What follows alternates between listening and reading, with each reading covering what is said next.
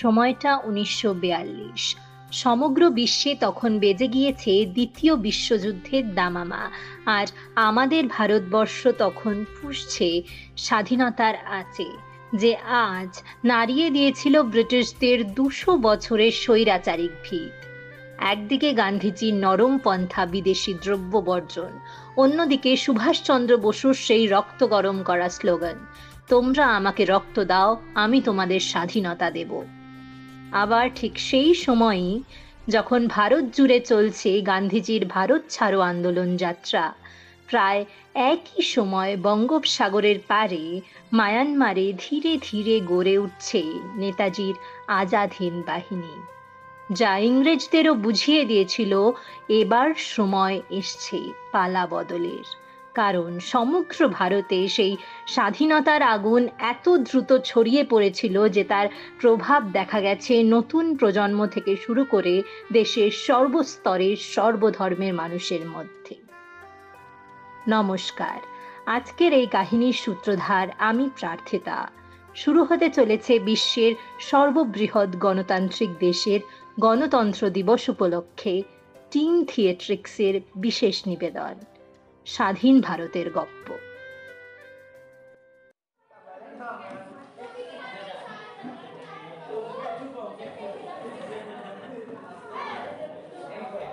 না না, আমি এটা মানবই না। আরে একবার আমার কথাটা তো শোন। আরে ধুর, তুই আগে আমার কথাটা তো শোন। আমার কথাটা শেষ করতে দে আগে, তারপর তুই নিজের বক্তব্য রাখিস না হয়। গান্ধীজি শুধু স্বাধীনতা চাইনি, ব্রিটিশরা ভারতীয়দের উপর যে আঘাত এনেছিল তাও তিনি ফিরিয়ে দিতে চেয়েছিলেন। আরে তুই এটা তো জানিস, কংগ্রেসের বড় বড় রাজনীতিবিদরা মতিলাল নেহেরু, চিত্তরঞ্জন দাস অসহযোগ আন্দোলনের বিপক্ষে ছিলেন। সুভাষচন্দ্র বসু যদি আইনে গঠন না করতেন এবং ব্রিটিশদের বিরুদ্ধে সংঘবদ্ধ না করতেন, তাহলে কংগ্রেসের সেই সুবিধাভোগী অত্যাচারী ব্রিটিশদের খপ্পর থেকে বের হতে আরো ৫-৭ বছর সময় লেগে যেত। রে, গান্ধীজি হলেন প্রথম ব্যক্তি যিনি জাতি ধর্ম নির্বিশেষে ব্রিটিশদের বিরুদ্ধে আমাদের একত্রিত করেছিলেন। তাকে ছাড়া স্বাধীনতার কোনো আবেগ নেই। তোরা গান্ধী সম্পর্কে সঠিকভাবে না জেনেই তাকে বিচার করতে শুরু করে দিস। এটাই তোদের সমস্যা, জানিস তো। ঠিক করে বইগুলো পড় আগে, তারপর আসিস তর্ক করতে। আরে দূর চাই তোদের স্কুলের ওই টেক্সট বই, পাতা পাতা ভর্তি শুধু বাপুজি বাপুজি আর বাপুজি, আর নেতাজির জন্য বাকি থাকে নিছক দুখানা অনুচ্ছেদ মাত্র। পড়াশুনো যদি করতেই হয়, আসল ইতিহাস যদি জানতেই হয়, ওই টেক্সট বুকের পাতায় মুখ না গুজে লাইব্রেরিতে গুছিয়ে রাখা বইগুলোর দিকে নজর দিস। এনিওয়েজ, সেসব তোদের বোঝার কথা নয়। এই তোদের দোষ, জানিস তো।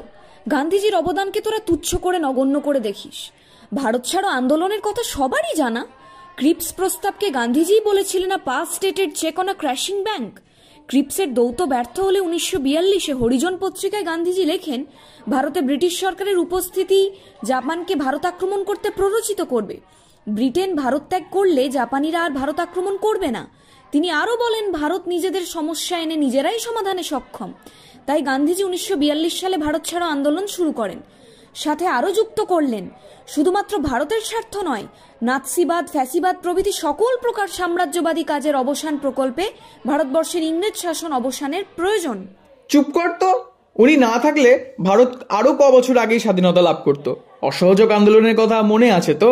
চৌরি চৌরার ঘটনায় গান্ধীজি যদি আন্দোলন প্রত্যাহার না করতেন, তাহলে ১৯২২ সালেই ইংরেজরা ভারত ছাড়তে বাধ্য হতো। এমনকি তৎকালীন ব্রিটিশ প্রেসিডেন্ট অ্যাটলিও এই সত্যটি মেনে নিয়েছিলেন যখন তিনি ১৯৫৬ সালে ভারত সফর করেছিলেন। তিনি স্পষ্টতই একটি ব্যক্তিগত নৈশভোজের কথোপকথনে বাংলার গভর্নরকে বলেছিলেন যে নেতাজির উগ্র মনোভাব ও চরমপন্থী মতাদর্শ ব্রিটিশদের মনের ভিত নাড়িয়ে দিয়েছিল। গান্ধীজি সুভাষচন্দ্রকে আর স্বাধীনভাবে কাজ করতে দেননি, প্রতি পদে অসহযোগিতা করতেন। গান্ধীজি এক ক্লাসের মধ্যে এসব কি চলছে জানতে পারি? এত হইহুল্লোড় কিসের? স্যার, আপনিই বলুন, আপনার কি মনে হয় ভারতের স্বাধীনতা কে এনে দিয়েছে, গান্ধীজি নাকি নেতাজি? উফ, এসব কি প্রশ্ন! আমার ছাত্ররা এই ধরনের প্রশ্ন করছে, কি দুর্দিন পড়লো আমার। তোমরা আজকালকার ছেলে মেয়ে হয়ে এই ধরনের ভিত্তিহীন কথা নিয়ে অকারণেই ঝগড়া করছো।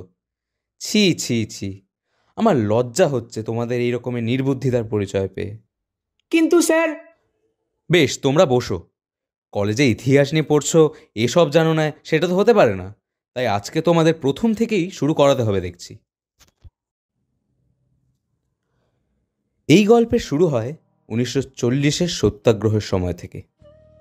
নেতাজি ততদিনে পদত্যাগ করেছে তার কংগ্রেসের রাষ্ট্রপতি পদ থেকে। সমগ্র বিশ্বজুড়ে তখন দ্বিতীয় বিশ্বযুদ্ধের দামামা শোনা যাচ্ছে। হিটলারের স্বেচ্ছাচারী রাজনীতিতে জার্মানির ইউরোপ সহ বাকি দেশগুলো হাঁপিয়ে ওঠে এবং তারা কোণঠাসা হয়ে যায়, যার ফলে অফিসার লর্ড লিংলিথগাউ আচমকাই ঘোষণা করেন, India is at war with Germany. দ্বিতীয় বিশ্বযুদ্ধে ভারতীয়রা অংশগ্রহণ করবে সে কথা ভারতীয়দের জন্য মেনে নেওয়া কখনোই সহজ ছিল না।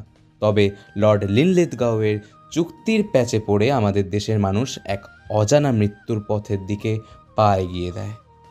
শত্রুপক্ষের হয়ে শত্রুর বিরুদ্ধে লড়াই করাটা নেতাজির মনে কোথাও একটা দাগ কেটে যায়। 1941 সালের 16 জানুয়ারি রাতের আধারে ব্রিটিশের চোখে ফাঁকি দিয়ে উনি পাড়ি দেন এক নতুন পরিকল্পনার উদ্দেশ্যে, আইএনএ সংগঠনের কাজে। 1942 সালে শুরু হয়ে যায় দ্বিতীয় বিশ্বযুদ্ধ। ভারতীয় সেনারা ব্রিটিশের হয়ে লড়তে গেল। প্রচুর রক্তক্ষয়ে এবং জীবনের দাম দিতে হলো ভারতবর্ষের মানুষকে। এই শাসকের অত্যাচারে ভারতবর্ষের মানুষ যেন স্বাধীনতার জন্য মরিয়া হয়ে উঠল। সেই রাগ এবং দেশের মানুষকে হারানোর বেদনায় মহাত্মা গান্ধী শুরু করেন ভারত ছাড়ো আন্দোলন। এই স্বাধীনতার আন্দোলনে এখন দুটি পথ, হিংসা এবং অহিংসা। তবে মতাদর্শ আলাদা হলেও লক্ষ্য কিন্তু একটাই, স্বাধীন ভারতবর্ষ। 1943 সাল, ব্রিটিশরা আবার একবার ভারতবর্ষের মানুষের অন্ন লুট করে নিজেদের স্বার্থসিদ্ধির জন্য। সেই অনাহার এক ভয়ঙ্কর আকার ধারণ করে। প্রায় 3 থেকে 8 লাখ মানুষের প্রাণ যায় 6 কোটি মানুষের মধ্যে। দেশের মানুষ খেতে পাক আর না পাক, কিন্তু ব্রিটেনে 10 লাখ টন চাল পৌঁছানো চাই। কেননা তারা ওয়ার ক্রাইসিসে আছে। এবং এই অনাহারের কথাটা যখন উইনস্টন চার্চিলকে জানানো হয়, তার পরিপ্রেক্ষিতে তিনি লেশমাত্র সহানুভূতি না দেখিয়ে বলেন যে, if the shortages were so bad, Mahatma Gandhi was still alive. শুধু কি তাই, 1946 সালে ভারতের ভাইসরয় হয়ে আসলো লর্ড মাউন্টব্যাটেন। তবে স্বাধীনতা দেওয়ার জন্য না, ভারতকে ডমিনিয়ন স্ট্যাটাস দেওয়ার জন্য। কুইট ইন্ডিয়া আন্দোলনের প্রায় প্রত্যেককেই তারা বন্দি করে ফেলে। তখন ব্রিটিশরা কোথাও একটা অভ্যস্ত হয়ে যায় অহিংস আন্দোলনকে হাতের নাগালে আনার ব্যাপারে। তবে তারপর যেটা হলো সেটা তাদের পরিকল্পনার বাইরে ছিল। 1945 সালে আন্দামান নিকোবর জয়ে এবং ভারতীয় বন্দীদের আইএনএতে যোগদানে যথেষ্ট ভয় পেয়েছিল ব্রিটিশরা। এবং আজাদ হিন্দ বাহিনীর যুদ্ধের সময় মনসুন তাড়াতাড়ি চলে আসায় তাদের যে অনাহার এবং ঠিক সময়ে ওষুধ না পৌঁছানোটা তাদের দুর্ভাগ্য নয়, বরং ব্রিটিশের চক্রান্ত বই আর কিছুই না। দিল্লি চলো স্লোগানে যে আজাদ হিন্দ বাহিনীরা দীক্ষিত হয়েছিল, তাদের আচমকা মুখ থুবড়ে পড়ে যাওয়ার খবরে ব্রিটিশরা সাময়িক খুশি হলেও একটা ভীষণ রকমের ভয় তাদের মনে বেঁধেছিল, যার দৌলতে তারা প্রত্যেকটা রাস্তায় যেখান দিয়ে আজাদ হিন্দ বাহিনীরা ঢুকতে পারে তাতে কড়া নজরদারি বসিয়ে দেয়। কিন্তু বনে আগুন লাগলে তা দাবানলে পরিণত হতে একদম সময় লাগে না, এবং এক্ষেত্রেও ঠিক তেমনটাই হলো। গুপ্তপথের আশ্রয় নিয়ে তারা ঠিক চলে এলো তাদেরই ভারতীয় ভাইদের চেতনা জাগাতে, যার ফলে ব্রিটিশ ইন্ডিয়ান নেভি ক্ষেপে উঠল তাদের ওপর।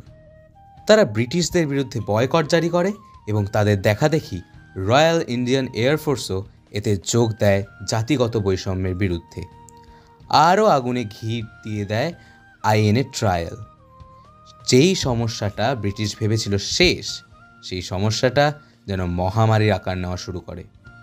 ব্রিটিশরা কোথাও একটা আঁচ করতে পেরেছিল যে পরিস্থিতিটা আরেকটা সিপাহী বিদ্রোহের দিকে এগোতে চলেছিল। ফলে অ্যাটলি তার ক্যাবিনেটের সঙ্গে সলা পরামর্শ করে আর বেশি দেরি না করে ব্রিটিশ ভাইসরয় হিসেবে লর্ড মাউন্টব্যাটেনকে পাঠিয়ে দেয় ইন্ডিয়ান ইন্ডিপেন্ডেন্স অ্যাক্ট অফ 1947 লাগু করাতে। তারপরের গল্পটা না হয় আবার আরেকদিন বলা যাবে। আজ এতটাই থাকতে হবে। তার মানে ভারতের স্বাধীনতা না একা গান্ধীজি না নেতাজির জন্যে, সবার মিলিত প্রচেষ্টার ফলন। হ্যাঁ, একদমই তাই। দেশটাকে স্বাধীন করাটা কেবল নেতাজি বা গান্ধীজির মধ্যে সীমিত ছিল না। এই লড়াই শুরু হয়েছিল প্রায় 100 বছর আগে 1857 সিপাহী বিদ্রোহ মঙ্গল পাণ্ডে থেকে। তারপর ক্ষুদিরাম বসু, বীরেন দত্তগুপ্ত, বাঘা যতীন, যতীন দাস, চিত্তরঞ্জন দাস এবং বহু জানা অজানা বিপ্লবীদের অবদানের জন্য। আজকে যেমন হয়তো নেতাজির পথ অবলম্বন করলে স্বাধীনতাটা 5 বছর এগিয়ে যেত, আবার একইভাবে গান্ধীজি না থাকলে 1920-তে জালিয়ানওয়ালাবাগের বিরুদ্ধে যে জাগরণ তুলেছিলেন গান্ধীজি, সেটা তুলতে হয়তো আরও 5 বছর সময় লাগতো।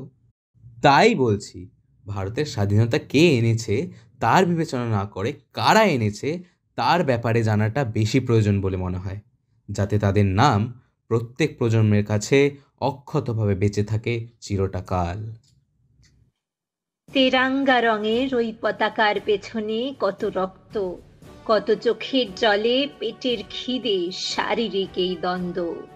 ব্রিটিশের কূটনীতিতে ছিল ছল কৌশল মন্দ, তবু কত রক্তের বিনিময়ে আজ একসাথে আমরা উদযাপিত করছি প্রজাতন্ত্র।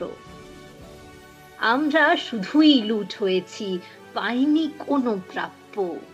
গান্ধী লড়েছে সুভাষ, শিখিয়েছে স্বাধীনতার মূল মন্ত্র। মেরেছে ব্রিটিশ, রুখে দাঁড়িয়েছি বারংবার দিন রাত্র। সিভিল ডিসোবিডিয়েন্স, কুইট ইন্ডিয়ার নামে থামেনি তবুও কণ্ঠ। ব্রিটিশ কোলাহল ভারতীয় মনোবল ভাঙতে জানে না, ক্ষিপ্ত মানুষ রক্তাক্ত শতভুগ হারতে জানে না। জয় হিন্দ, জয় হিন্দ, জয় হিন্দ।